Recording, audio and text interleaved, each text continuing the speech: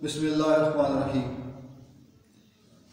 आज का जो टॉपिक है ये हमारे डेली लाइफ से बहुत रिलेटेड है। ये शुरू करने से पहले जो रोज़मर्रा एक्टिविटी है हमारी लाइफ में उनके बारे में मैं पूछता हूँ आपसे कि आप डेली सफ़र करते हैं, गाड़ी में बैठते हैं, अबू के साथ जाएं या किसी ड्राइवर के साथ जाएं, तो आप देखते हैं जैसे ड्राइवर मोटरवे पे आता है जहाँ पुलिस होती है वहाँ वो सीट बेल्ट बांध लेता है, लेकिन जैसे ही वो किसी आम जगह पे जाता है सीट बेल्ट खोल देता है।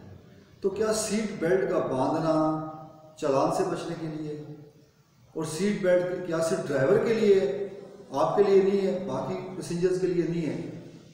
इसके बारे में सोचिए कि भाई ये सीट बेल्ट क्या है, क्यों बांधा जाता है? सिर्फ चालान से बचने के लिए बांधा जाता है या इसकी कोई अहमियत है? और मुल्क में ये कानून बना है कि सीट बेल्ट बांधा जाए, ये क्यों है?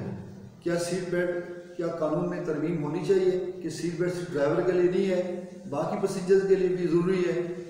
इसके बारे में आज हमने सोचना है, कुछ एक्टिविटी करनी है, इससे अंदाज़ा होगा कि सीट बेल्ट बांधने की क्या अहमियत है। इसके अलावा कुछ सवाल मैं टॉपिक पढ़ाने से पहले आपसे पूछता हूँ और इसके बारे में सोचें।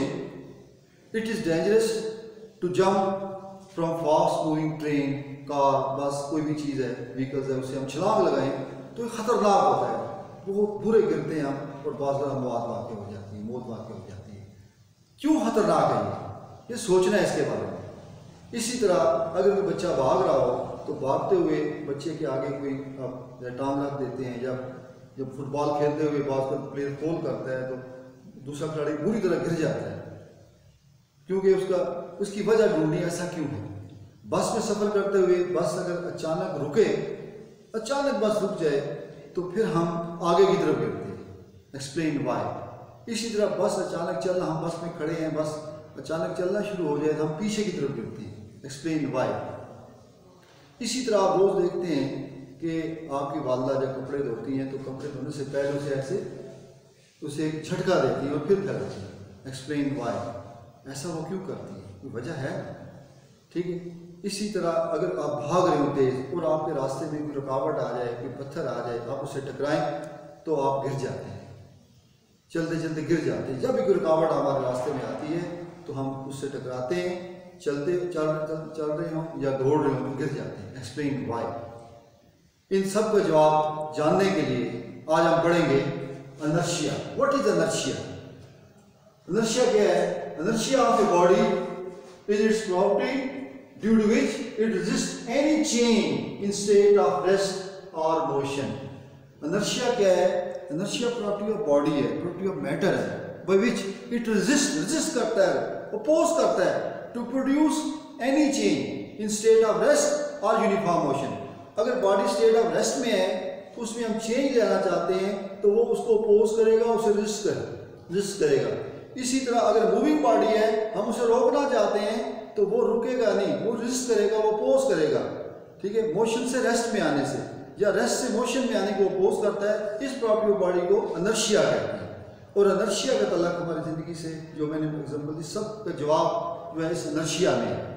और ये डिपेंड किस पे करता है? Inertia depend on the mass of the body. Mass of the body पे डिपेंड करता है। अगर मास ग्रेटर है तो इनर्शिया भी ग्रेटर है, और मास कम है तो इनर्शिया भी कम है। आप देखें एक लाइट बॉडी को मैं अगर मूव कराता हूँ, देखिए ये हल्का सा है, मैं इसे उंगली से देखें मूव कराता हूँ, इसके मुकाबले में मेरे सामने टेबल है या कोई चीज़ है तो इसको मैं देखिए ये कुछ भी नहीं हुआ है, इसकी महज ज़्यादा है। अब दीवार को पीछे धकेलना चाहता हूँ, दीवार पीछे नहीं जाएगी, लेकिन मैं इसको पीछे धकेलना चाहूँ, कोई चीज़ है देखें ये पीछे चला जाएगा। कुर्सी उठाऊँ तो कुर्सी उठा लूँगा, लेकिन एक बड़ा मेज़ जो है डाइनिंग टेबल को उठाऊँ तो मुझे मसला होगा, क्योंकि मास ज़्यादा है। उसकी चेंज या रेस्ट में चेंज लाना मेरे लिए मुश्किल है। एक पहाड़ को चेंज लाना मेरे लिए मुश्किल है, लेकिन अल्लाह ताला अपने हुक्म से ज़लज़ला आता है, पहाड़ भी हिल जाता है। लेकिन इसको बड़े बॉडी को मूव कराना हमारे लिए मुश्किल होता है, क्योंकि उसकी मास ज़्यादा होती है, इनर्शिया ज़्यादा होता है।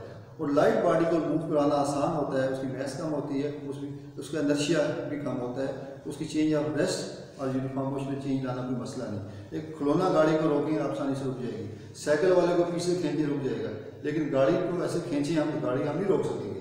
ट्रक को हम नहीं रोक सकते, चलते ट्रक को रोकना या चलते ट्रक को रेस्ट की हालत में ट्रक को हरकत में लाना, धक्का दे के उसे ईंटों से भरा हुआ मैं धक्का लेके उसे हरकत में ले आऊँगा, तो ऐसा नहीं कर सकता। लेकिन जो जो मास बढ़ाते जाएंगे उसकी चेंज ऑफ रेस्ट या यूनिफॉर्म मोशन में हम जो चेंज लेना चाहते हैं वो मुश्किल होता जाएगा। आज हम कुछ एक्टिविटी पढ़ते हैं, पहले इनर्शिया के बारे में, ठीक है। अब मिसाल के तौर पे आप कार्ड से भी कर सकते हैं। अब ये एक बॉडी रख लेते हैं हम। अब देखिए हम फोर्स लगाएंगे, हम फोर्स लगाएंगे मैं जिस बॉडी पे जिस पे फोर्स लगाएंगे उसको देखें। आपने देखा कि जिस पे फोर्स लगाई है वो उसने मूव किया, बॉल पे मैंने फोर्स नहीं लगाई। बॉल जो है देखिए इसके अंदर गिर गई, लेकिन जिस पे मैंने फोर्स लगाई दोबारा आपके सामने कर देता हूँ मैं, ठीक है।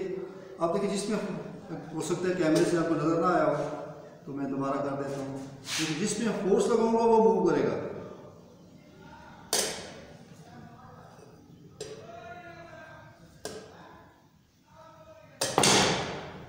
जिसमें फोर्स लगाई है उसने मूव किया है, जिसमें फोर्स नहीं लगी वो रहा, क्योंकि इनर्शिया अब इसमें चेंज आई।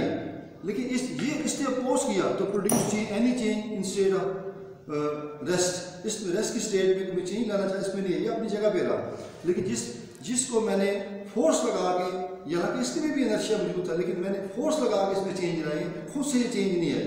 इससे क्लियर हो गया कि इनर्शिया क्या है, प्रॉपर्टी ऑफ मैटर है by which it resist to produce any change instead of rest और यूनिफॉर्म मोशन। अब दूसरी एक्टिविटी मैं करने जा रहा हूँ जिसमें वो ये है कि मैंने अभी मिसाल दी थी कि भाई सीट बेल्ट बांधना क्यों ज़रूरी है। सिर्फ क्या ड्राइवर के लिए बांधना ज़रूरी है, क्या मेरे लिए भी ज़रूरी है?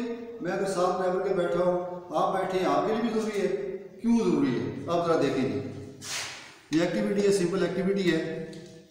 आप देखेंगे कि इसमें 2 पैसेंजर मैंने बैठा दिए हैं, एक ड्राइवर है, ठीक है। आप देखें ये सीट बेल्ट इसने अपने सीट बेल्ट इसने बांधा हुआ है, ये सीट है और ये सीट बेल्ट बंधा हुआ है, ठीक है। और ये सीट है और ये सीट पे बंदा बैठा हुआ है, लेकिन इसने सीट बेल्ट नहीं बांधा हुआ। अब जरा गाड़ी चलना शुरू हुई है। अब देखिए ये एक गाड़ी है, इसमें 2 पैसेंजर बैठे हैं, एक ने सीट बेल्ट बांधा हुआ है और दूसरे ने सीट बेल्ट नहीं बांधा हुआ। अब गाड़ी चलती है और गाड़ी के रास्ते में कोई रुकावट आ जाती है, कोई एक्सीडेंट हो जाता है, तो फिर देखें क्या होता है। अब देखें कि जो सीट बेल्ट बांधा है जिसने, वो अपनी जगह से नहीं हिल सका। क्यों? वो सीट गाड़ी रुकी, गाड़ी के साथ सीट अटैच है, सीट भी रुक गई, और इसके साथ ये जो सीट बेल्ट बांधा हुआ है ये भी रुक गया। लेकिन इसने सीट बेल्ट नहीं बांधा हुआ था, ठीक है। ये आप देखिए टकरा के गाड़ी से बाहर चला गया और इसको इसको नुकसान पहुंचा, ठीक है। इस खतरनाक है, ज़रा बाहर गाड़ी से निकलने से क्या होता है, दूसरी गाड़ियाँ भी इसे कुचल सकती हैं और ये खुद किसी चीज़ से हिट होगा, हेड इंजरी हो सकती है, यानी कि कोई भी सीरियस वाक़या हो सकता है अगर हम सीट बेल्ट ना बांधें। तो इसलिए से ज़ाहिर हुआ कि सीट बेल्ट बांधना सिर्फ ड्राइवर के लिए नहीं है, ये सीट बेल्ट बांधना हमारी हिफाजत के लिए है। अगर जो भी ज़रा सीट बेल्ट बांधेगा, जब गाड़ी रुकेगी, जितना भी बड़ा हादसा होगा वो गाड़ी से बाहर नहीं जाएगा, वो गाड़ी से किसी दूसरी चीज़ से टकराएगा नहीं, वो सीट के साथ रहेगा, जहाँ पे सीट रहेगी वहीं पे रहेगा। और अब अगर इस तरीके से उसकी ज़िंदगी बचने के ज़्यादा चांसेस हैं। और अगर सीट बेल्ट ना हुआ तो सीट बेल्ट वो कहीं भी गाड़ी से बाहर जा सकता है। इसलिए इस एक्टिविटी से क्लियर हो गया कि सीट बेल्ट बांधना कितना ज़रूरी है। और ये कानून होना चाहिए कि सीट बेल्ट ना सिर्फ ड्राइवर के लिए बल्कि ड्राइवर के साथ वाले ने भी सीट बेल्ट ना बांधा हो तो उसका भी चालान होना चाहिए, उसके लिए भी ज़रा उसकी ज़िंदगी भी, उसकी हिफाजत भी करना ज़रूरी है। ये सीट बेल्ट सिर्फ चालान से बचने के लिए नहीं है, बल्कि ये हमारी ज़िंदगी बचाने के लिए है। चालान तो पुलिस वाले हमारी हिफाजत के लिए करते हैं ताकि फिक्र करें, लेकिन हम फिक्र नहीं कर रहे और हम इसी तरह जा रहे हैं। तो सीट बेल्ट का बांधना बहुत ज़रूरी है। इस छोटी सी एक्टिविटी से सिर्फ मैंने आपको ये बताना था कि सीट बेल्ट की कितनी अहमियत है। इसी तरह मैंने बताया कि dangers jump from fast moving train, जिस बात मैंने शुरू में पूछा था कि क्यों ये ज़रूरी है। जैसे ही हम छलांग लगाते हैं, छलांग लगाने से हमारा पाँव जो है lower part of the body rest में आ जाता है।